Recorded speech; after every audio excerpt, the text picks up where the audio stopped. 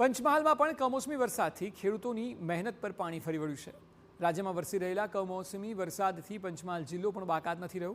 છેલ્લા 2 દિવસથી વરસી રહેલા વરસાદને કારણે જિલ્લામાં ડાંગર, કપાસ અને દિવેલાના પાકમાં ભારે નુકસાન થયું છે, જેથી મોટા પાયે નુકસાન વેચવાનો ખેડૂતોને વારો આવ્યો છે।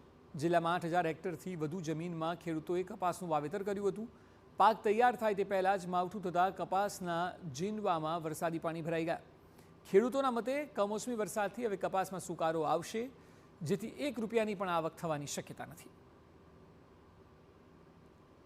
અમારે એમ કેવું છે કે અમે 1 એકરમાં કપાસમાં મિનિમમ 25 થી 30,000 રૂપિયા ખર્ચો લાગે છે। છઠ્ઠા મહિનામાં આ રોપેલા કપાસ અત્યારે અમારે લેવાની તૈયારી હતી અને કમોસમી વરસાદ અતિશય વધારે પડવાથી ટોટલી કપાસ ડોંગર તો બિલકુલ ગયું છે, એમાંથી તમને કશું મળે એવું છે જ નહીં।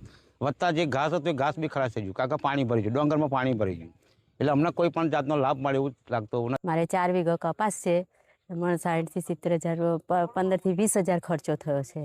અને અત્યારે જ્યારે અમારે પાક લણવાનો થયો ત્યારે કમોસમી વરસાદે અમારી મહેનત પાણીમાં ફેરવી દીધી છે અને અત્યારે અમે મહા મુશ્કેલીમાં મુકાયા છીએ।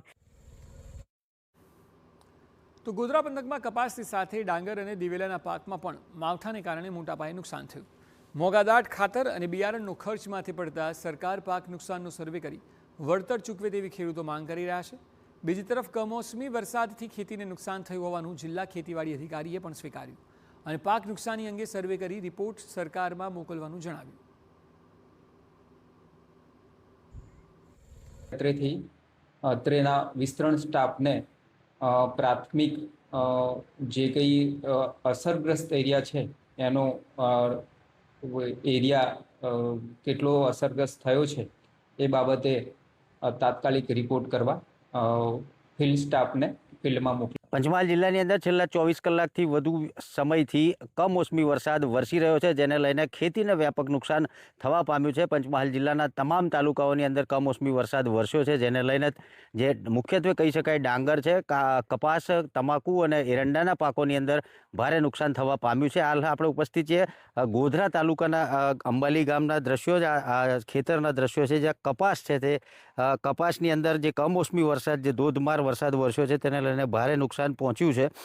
ખેડૂતો હવે જે કપાસની ખેતી કરતા હોય છે તેઓ હવે આ પાકની જે લણણી કરવાની તૈયારી હતી ને જ કમોસમી વરસાદ વરસતા તમામ જે કપાસનો પાક છે તે નિષ્ફળ જવા પામ્યો છે। અને જિલ્લાની જો વાત કરવામાં આવે તો જિલ્લાની અંદર 8,000 હેક્ટરથી વધુ વિસ્તારની અંદર કપાસનું વાવેતર કરવામાં આવ્યું હતું અને આ કપાસનું વાવેતર કર્યા બાદ ખેડૂતો તેની લણણી કરવાની તૈયારીમાં જ હતા અને કમોસમી વરસાદ વરસવાને લઈને આ કપાસમાં ભારે નુકસાન થયું છે। તો બીજી તરફ ડાંગરની ખેતી કરતા ખેડૂતો પણ રાતા પાણીએ રોવાનો વારો આવ્યો છે। તેઓ દ્વારા પણ લણણી કરવાની તૈયારી જ હતી, કાં તો કાપણી કરીને ખેતરમાં ડાંગર રાખવામાં આવી હતી, તે પણ કમોસમી વરસાદને લઈને નષ્ટ થવા પામી છે। તો બીજી તરફ જે ઘાસચારો છે, ઘાસચારાના પાકને પણ ભારે નુકસાન આ કમોસમી વરસાદને લઈને થયું છે।